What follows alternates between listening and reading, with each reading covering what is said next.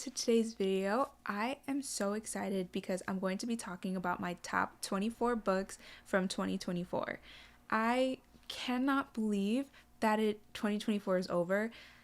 I feel like this past year just went by so fast, but also like some parts of it felt slow, but like it's just been such a crazy year and I'm so excited for 2025. I'm ready for a fresh start, new goals, and honestly, just a new year. It's going to be great. But I have quite the list of books to go through, so I'm really excited. Each of these books were either rated like 4 stars or higher. I did only have one 5-star read in 2024, which is kind of crazy, but that's okay because I'm hoping 2025 is the year for me to have more 5-star reads. But I'm going to be going through these 24 books and I'm going to go through them in the order of which I like them. So I'm going to start from number 24 and make it all the way to the top, which will be my number 1 book from 2024. So let's get started because we got a lot of books to get through. Starting at number 24, I have Abby Jimenez's Just for the Summer. This release was one of my highly anticipated releases. This follows 2 characters who both feel that they're cursed, and they have like this little meet cute where they meet on a Reddit sub where they're like, hey, maybe if we date each other, we'll cancel out our curse and we'll be able to find our true loves. So it was such a cute premise, meeting on Reddit, and then the concept of like the curse just seemed really interesting, but it was still a really good book. I really enjoyed it and I would really recommend it, especially since Abby Jimenez really does not do wrong. Her writing is just phenomenal. So coming in at 23 is Butcher and Blackbird. I picked this one up because it was being talked about so highly on Instagram and TikTok that I just had to, figure out what the hype was. And I actually really enjoyed it. It wasn't the best book I've ever read, but it was like definitely entertaining for sure. This book follows 2 serial killers who end up falling in love and stuff.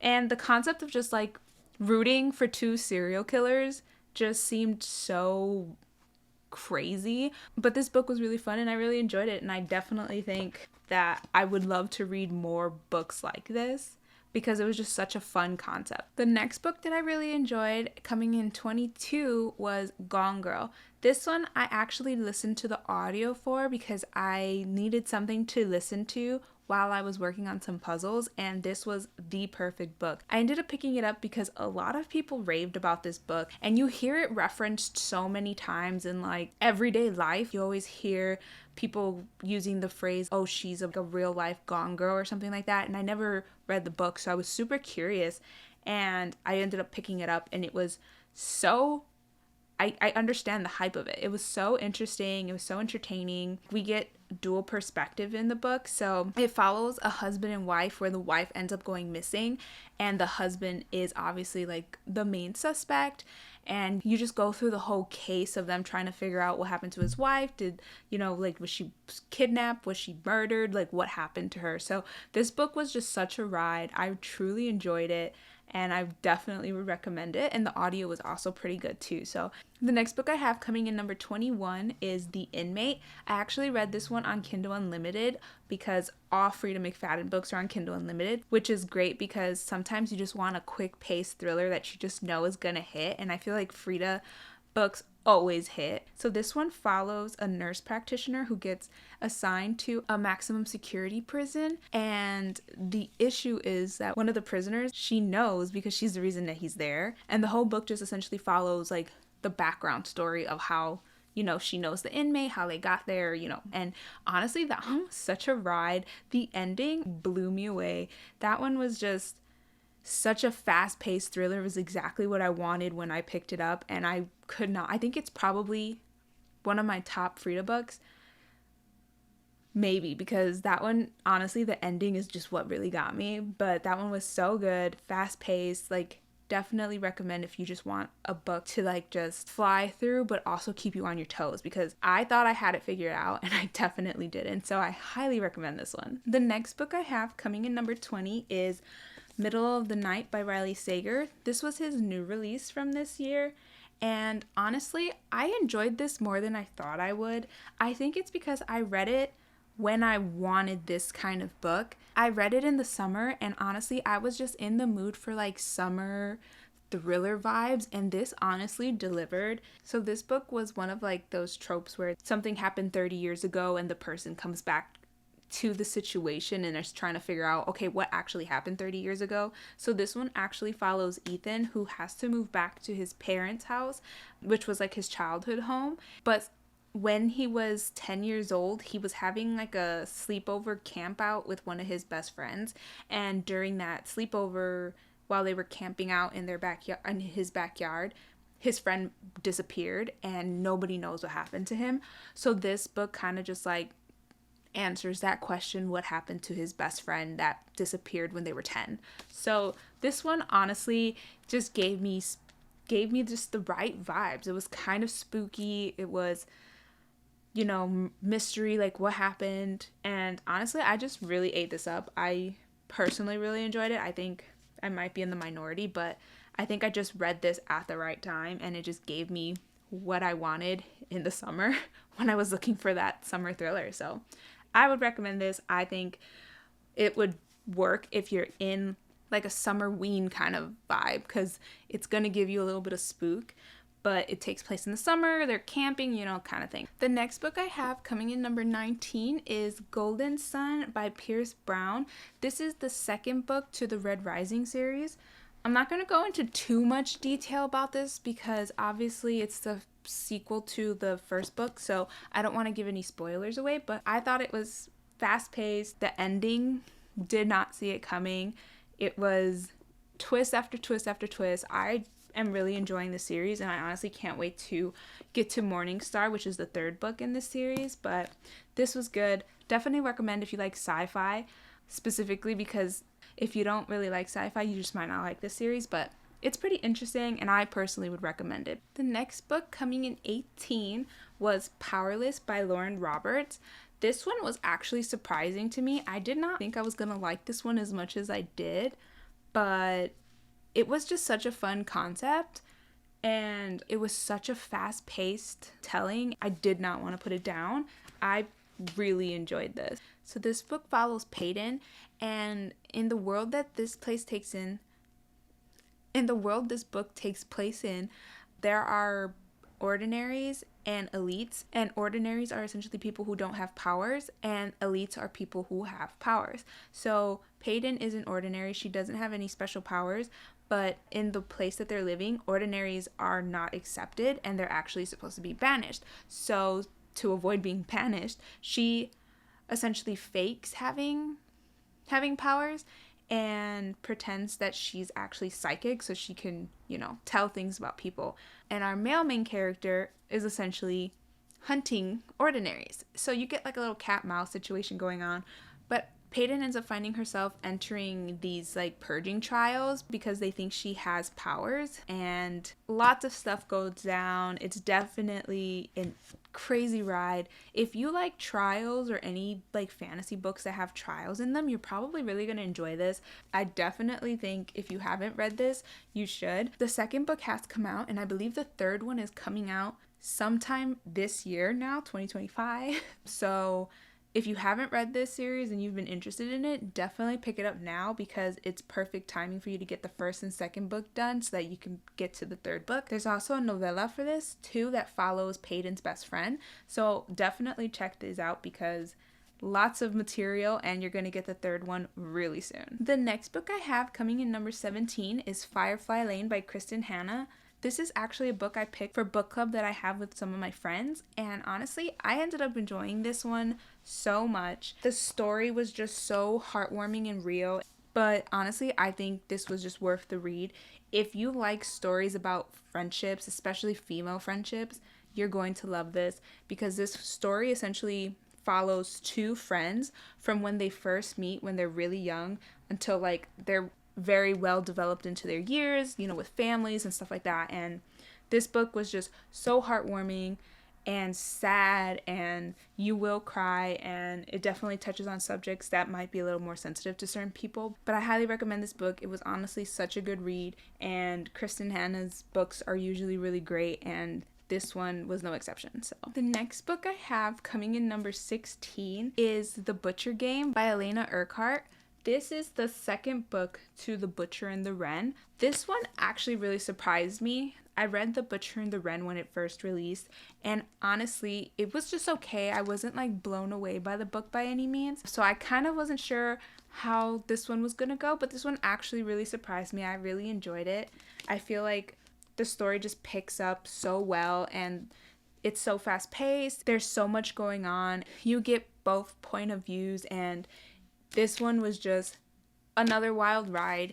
And the concept of the story is just so interesting because the first book is following Wren, who's a autopsy technician, and then also you get the POV of a serial killer. So this one is just like another interesting concept. Like, you're getting to be in the mind of the serial killer, but also in the mind of a autopsy tech. And yeah, I really enjoyed this one more than I thought I was. Okay, so we are finally at my top 15. So coming in at number 15 is Heartless Hunter by Kristen Ciccarelli. This was so much fun. I think this is a YA fantasy, but this book ate it up. I truly really enjoyed this. So this one follows Rune and Gideon. Rune is a witch and Gideon is a witch hunter. Need I say more? He's hunting her, she's leading him in different directions, and this book was just so fun. I think the second book comes out this year too, and I am so excited to continue the series. If you haven't read this, you should. So Rune is essentially like a witch who is rescuing other witches from the witch hunters. Gideon is one of those witch hunters, and he is essentially trying to find the person who is helping these witches escape, which is her. So he's essentially hunting her, but she's, misleading him, and this book just takes you through a ride, but it's so much fun, and I truly enjoyed it, and the writing is just super easy. It's not super complex or anything. It's not a heavy fantasy. You're not going to need to, get really invested into a whole world. Like, it's just a fun fantasy about witches and witch hunters. So, highly recommend this. The next book I have coming in number 14 is Jar of Hearts by Jennifer Hillier. This book is dark. I'm going to start off by saying that. This was pretty dark, but this was honestly such a ride. I still think about this ending. It was so crazy. So this book is a little complicated to kind of explain, but I'm going to try my best. So the remains of this girl end up being found, and it turns out to be this girl who was murdered 14 years ago, who nobody knew what happened to her. They thought she just disappeared, but it turns out that she was murdered, and she was actually best friends with one of the police detectives who found her body and another girl whose name was Georgina. So this book essentially goes into detail of what happened to Angela, who was murdered 14 years ago. And like I said, this book is crazy, it's dark, but it's so good. I highly recommend it. I still think about this book a lot and this ending, and definitely give this one a try if you're willing, because it was really good. The next book I have coming in number 13 is Upgrade by Blake Crouch. Honestly, I'm a big fan of Blake Crouch. His writing is just so good. He has like a sci-fi thriller writing style, and it's just so captivating to me. And this book was just another one to add to my list of highly recommending from Blake Crouch. He has also written Dark Matter, Recursion. If you haven't read those, highly recommend those too. But this one was really good. So this one just essentially follows this guy who has noticed like some differences in his like daily life. Like, oh, I could read faster. Oh, I don't need to sleep as much. And he's starting to like realize, oh, something's happening to me. And it turns out that his genome is hacked. And this story essentially follows how that happened to him and what it means. And it's very scientific because there's a lot of science-y words that get used in here, and like that might deter some people, but don't worry. It was really easy to read. It's fast-paced. I personally really enjoyed it. I think the concepts of his book are just so fun and different, and honestly, I highly recommend any of his books at this point because his writing is just so good and his stories are just so fun and different and fast-paced and just kind of like trippy because it makes you really think.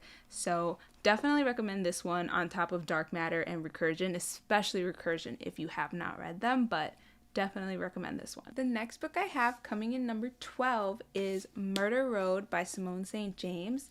This one was so much better than I thought it was going to be.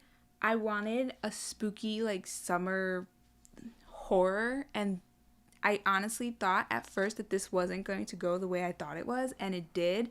And I honestly ate this up. It was just so good.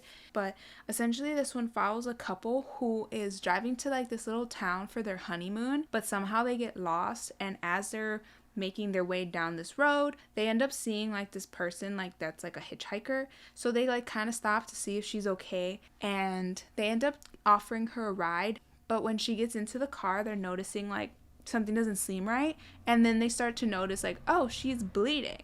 So they end up taking her to the hospital, but when they finally make it to the hospital, she ends up dying. So of course the police start questioning the couple, like, what happened to her, how do you find her? And they kind of become suspects because it turns out where they picked this girl up, that road has been experiencing a lot of people going missing, people ending up murdered and stuff like that. So they become suspects, and essentially the story follows this couple trying to exonerate themselves. So this one was quite a ride. When you read this, you will think you know where it's going, but I promise you it's not what you think. And this one got me. I really enjoyed it. It was another book that I read at the right time because it's exactly what I wanted when I wanted it. So definitely recommend this book for like a fun, spooky summer read. The next book I have coming in number 11 is Ready or Not by Cara Bastoni, I might be saying it wrong. I'm so sorry. But this book really surprised me. I was not sure that I was going to like it. First of all, I picked this book up because the cover is absolutely stunning, but I wasn't sure how I was going to feel about it because this one does have a pregnancy trope in it, and I'm not crazy about the pregnancy trope in books, but this one did it so well. So this one essentially follows this girl. So she ends up finding that she's pregnant after having a one-night stand, and this story essentially follows her pregnancy and kind of like the dynamic she has with the people in her life and how she's going through this pregnancy kind of on her own, but also like with the help of, you know, not so much her best friend, but her best friend's brother. You get like a little bit of everything in this. With you see like the conflict she's going through with her best friend, and also like the emotional situation she's going through with like her best friend's brother. And this was just such a change of pace. It was a different, style. It, there's romance, but it wasn't the only thing happening, and this book was just so much deeper, and I actually really enjoyed the writing. I really enjoyed the story, and definitely don't let the pregnancy trope stop you from picking this one up, because honestly this one turned out to be one of my top 24 books in 2024. So definitely give this one a try, if not because the cover is stunning, but because the story is actually really good. Okay, we are finally in my top 10 books of 2024, and coming in at number 10 is The Last Time I Lied by Riley Sager. I ate this book up. It was summer. I was like, I really need a summer thriller. I want like that camp setting. I want that spooky camp vibes. This was it. So this book takes place in like two different, I guess, settings, because we have present day but also like flashback 15 years ago. So this book follows Emma, who 15 years ago she had gone to summer camp and she was assigned a cabin with 3 other girls. Things happen while she was at camp that year, and those 3 girls end up missing, but nobody knows what happened to those 3 girls. And the camp ended up closing after the incident that happened those 15 years ago. Flash forward 15 years, now Emma is visited by the camp's owner, who is planning to reopen the camp and wants her to come back as a counselor. So she's like, you know what? I'm going to do it because I need answers from what happened 15 years ago. So she goes, we get the story, we get all the things that happen while she's there, but also the things that happened 15 years ago. And the ride we go through in this one is just honestly so crazy. And the ending. I think this might be one of my favorite Riley Sager books because, wow, I ate this up. I flew through this book. Highly, highly recommend. The next book I have coming in number 9 is Two Twisted Crowns by Rachel Gillig. This book was the perfect duology. The story is just so much fun, and it picks up from the first book so perfectly. This probably is one of my favorite settings in a fantasy. The atmosphere is so, like, you can just picture it as you're reading it. Like, you know, it's dark, it's moody, it's gothic. You get that as you're reading it, and this book did not disappoint. This is the second book in the duology, so I don't really want to go into detail about what it is, but I definitely recommend this book, this series, if you haven't already read the first book, which is One Dark Window. If you have not read that, or this one, highly recommend both. This duology is so much fun. The world is so cool. The magic system is so cool, and the audios are also really good. So if you're more of an audiobook for fantasy, like, definitely check out the audios, because I think those were also really good and helped tie in with that. You know, this book is very atmospheric, so I feel like the audio did a really good job just, like, really making you feel like you're there. But highly recommend this duology. It's such a fun fantasy world, and definitely think I might reread these because they were just really enjoyable. So coming in at number 8 is The Haunting of Ashburn House by Darcy Coates. If you have not read a book by Darcy Coates, she is such a great horror author. I truly love her writing, and this book did not disappoint. If you like haunted houses, there is a particular scene that I constantly think of because it spooked me. Like, I was like, oh my God, that is terrifying. Because I put myself in that situation and was like, no, there's no way. That is so terrifying. This book was just so creepy. You get, like, the haunted house vibes. Like, it's in, like, a desolate, like, forest setting. I just could not put this down when I was reading it. So I highly recommend this. So this one follows Adrian, who inherits this mansion from, I believe it was her aunt or her grandmother. I honestly just don't remember who she inherited it from, but I think it was her grandmother. But she ends up inheriting this house, and she's kind of down on her luck. She doesn't really have, like, a good situation for herself, so she sees, like, inheriting this mansion as, like, a second chance. So she immediately is like, yes, I'm moving in, I'm gonna, you know, start over, change my life. And then she moves in, and, you know, creepy things start happening, and she ends up learning things as she's living there, and the story just unfolds in, like, such a crazy way. It's gonna give you the spooky vibes, haunted house spooky vibes that you're gonna want. And honestly, this was so fun. I highly recommend this. The next book I have coming in at number 7 is Life's Too Short by Abby Jimenez. I truly enjoyed this story. For some reason, I ate it up. It was so good. I was hooked. I think I finished this in, like, maybe a day and a half. Like, I could not put this down. I just truly loved the story. The writing in this one was so good. And this is from her first series. It's first The Friend Zone, then it's the Happily Ever After playlist, and then it's Life Too Short. So this is part of her, like, very first series. But I honestly loved this book. It was just so good for me. It hit when it needed to. I don't know. She put something in this one, and I just consumed it. So this story follows Vanessa, who is a YouTuber who travels, and that's, like, kind of like her YouTube job. Like, she records her traveling experiences, and one day she finds out that her sister leaves her full custody of her new baby. So her life kind of is just, like, turned upside down, because now she's like, I have to take care of an infant. I didn't necessarily go into this knowing what the book was about, and I think that just made it so much better, but this was just so good. I definitely want to reread this one because I want to know if it lives up to the hype that it does in my head. Like, I truly just loved this book, but definitely recommend. I mean, Abby Jimenez just really can do no wrong, and this is, like, probably my top 3 because I ate this book up. I truly loved it and I highly, highly, highly recommend. The next book I have coming in at number 6 is Listen for the Lie. This one I just did the audiobook for, but oh my gosh, why was the audio enough? Like, it was so good. I absolutely loved this book.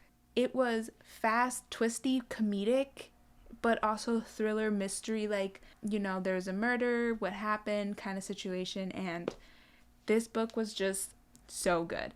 Highly recommend the audiobook because obviously, but one of my favorite things about, or one of my favorite, I don't know if I want to call it a trope, but I absolutely love books that have podcast elements in them. Something about a true crime podcast in a book just hits for me when it's like a thriller mystery. So this story follows Lucy, who one night is found wandering the streets covered in blood, and it turns out that that's her best friend's blood, and she has absolutely no idea what happened.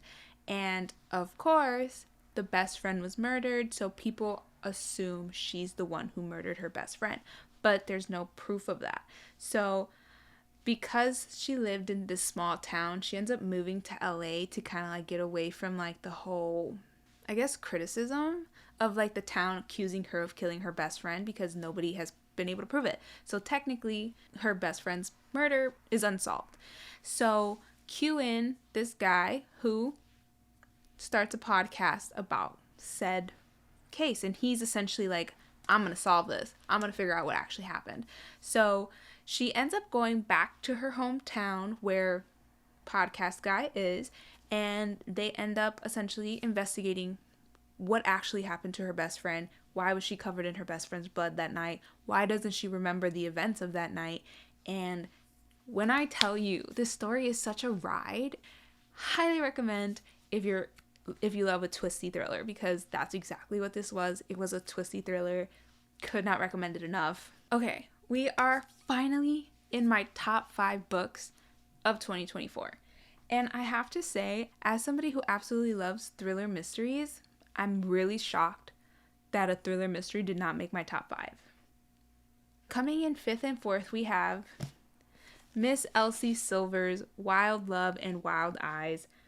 This series, I love this series. I love her writing. I don't know what she put into this series, but I think I like this series more than her Chestnut Spring series, which is crazy because I love her Chestnut Spring series.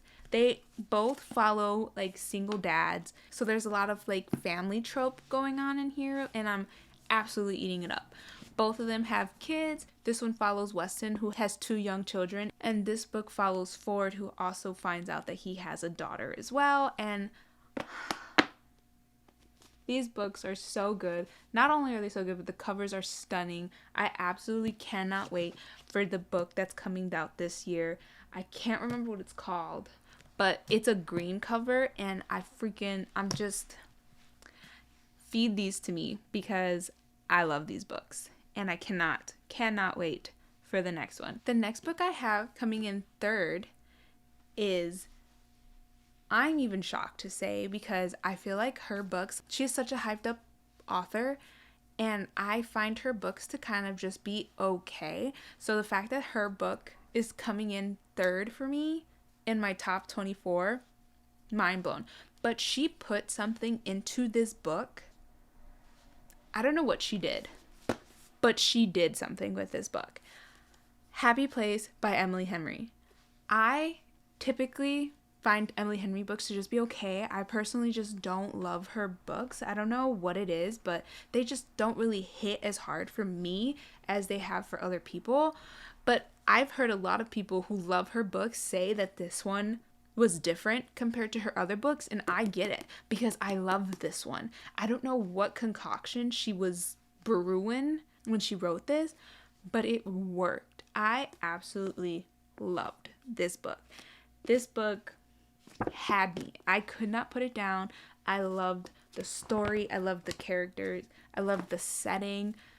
Everything about this book just worked for me. So this one is actually like a second chance romance, which I loved, but it was so much more than just a second chance romance, because we're not just getting the conflict between the couple that we're following, but also like the friends that are also all there with the group up in Maine. So this story follows Harriet and Wynn. I really hope that's how you say his name, because that's how I said it when I was reading it, but I don't know. But this book follows them and their relationship, but it also follows the group of friends too. So every year they go up to Maine to stay at this cottage with their friends. It's like their tradition. They do it every year, but this is the last year they're going to be able to do it because the cottage that they stay at is actually going to be sold. And this one just like follows the events that take place there, but so much happens. The friendships, the story, the reality of like what they're going through just hit so much harder for me. But this book just delivered in such a great way, and I honestly cannot wait to reread this. I think of it and it's so comforting. Like, it's a comfort read. So highly recommend if you haven't already read this, because it is Emily Henry. It's very unlikely that a lot of people haven't read it, but if you waited for the paperback like I did and haven't read it yet, definitely read it, because this one was definitely worth it. Coming in at number 2, we have Summer Romance by Annabelle Monaghan. I loved this book so much. There is something about just like a simple summer romance read, and this just delivered that. The story was really good. The writing is just amazing. The romance was just so sweet, and I don't know what it is with her and writing her romances, but she put something into them, and this one just seriously hit. It was so good. I think I read this in like a day and a half. It's not very long either. It's honestly just such a quick read, but highly recommend this if you haven't already read it. Definitely add it to your list, because this one was honestly just so good. And the last book, number 1 on my top 24 books of 2024, is none other than Tomorrow, Tomorrow, and Tomorrow. This book was so unexpected for me in the best way possible. I think about this book so often. I think about the writing. I think about the events that took place in this book. And I think about how I literally did not want to read this book, because I was like, why would I want to read a book about video games? It's so much more than that. And I truly could not recommend this book enough. The two main people that we follow both co-create this video game together, and we essentially are going through how they meet and also how they go about deciding to design a video game. And we also just get the aftermath of them designing the game and everything that happens afterwards. And the story is crazy, and it's sad, and it's tragic, and if there's an emotion, you probably feel it reading this book. If you haven't read it, if you were kind of like unsure about it because you're like, video games, I don't really like, what do I know? Don't let that stop you. It almost stopped me, and this was my 5-star read of the year. So definitely read this if you've been thinking about it. But yeah, that's it. Those are all of my top 24 books in 2024. Seriously, cannot believe that 2024 is over and we are now in 2025. It just feels like this past year was so fast, and I just can't believe it's over. But I am so excited for a new year. I am so excited for everything that's going to come in this new year. So that's it for today's video. Please let me know if you've read any of these books, what your thoughts were. What were your top 24 books from 2024? I would love to know what books you guys loved, so I can add them to my list and keep adding to my never-ending TBR of book recommendations, because just love reading books and I need more 5-star reads. So thank you guys so much for watching. I hope you enjoyed. If you did, I would love it if you would like, comment, subscribe, and that's it. I hope to see you guys in the next one. Bye!